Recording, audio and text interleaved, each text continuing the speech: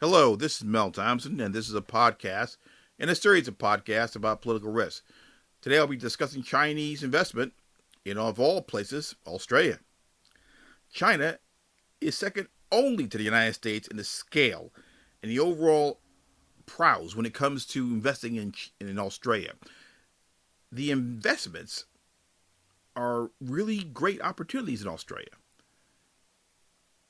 While many other countries have not taken advantage of this market, China has. Some of the most recent statistics that I've seen show that more than 70% of the investments in the area of New South Wales, which is obviously in Australia, is of Chinese origin. So some of the most popular areas are clearly infrastructure and commercial real estate, which is really ironic considering commercial real estate is what got the Chinese government and their economy in trouble in the first place. China's investment opportunities and the ones that they have created in Australia should be of some degree of concern for U.S. foreign direct investors and companies. The fact that you're not in there as much as you thought you were should be a warning sign, because at some point you're not going to be able to get the fruits of all the opportunities that are there because they're going to be gone. And you only can create so many opportunities. Australia also has a agricultural industry, agricultural segment to their economy, and the Chinese investment in this segment is going to be increasing, mainly because of free trade agreements. In other words, the Chinese are going to be buying farms there. You need to understand what the free trade agreements say, what they are, what the mitigating factors are for you, and what the problems are, what the political risks are. You cannot simply assume that this is great.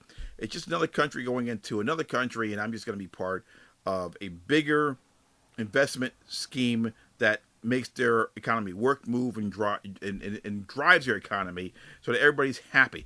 Everybody's not going to be happy at some point when everything gets clogged up. You cannot have an unlimited opportunity well, because that well is going to dry up eventually. And right now, China is involved in Australia investing in agriculture, infrastructure, and real estate in a way that should give foreign direct investors in the United States a great pause for concern, because you need to get in there now and not hesitate. The political risks are very clear, and the risk is of doing nothing. The risk does not involve you doing something. The risk is involving a lack of effort, a lack of continuity, and maintaining your presence there. A lot of times this is not the case, but in the case of China, this is a situation that you are facing right now. Not doing anything, a lack of action, or in some cases, inaction is a definition of a political risk. In this case, you're looking at a lack of action. You can't have it in Australia. You've got to be more proactive. You've got to get involved there, particularly in the industries in the sectors I did mention. Mainly because China is a powerhouse, no matter what you may think, say, or believe at this point, with their economy having problems. They are still a massive economy that is going to do whatever needs to be done to help their own business interests. And the fact that they are now actively engaged in Australia should be a clear indicator that they are not going anywhere anytime soon, other than in your own backyard when it comes to foreign direct investing and business deals that you thought would be open to you indefinitely. This has been Mel Thompson.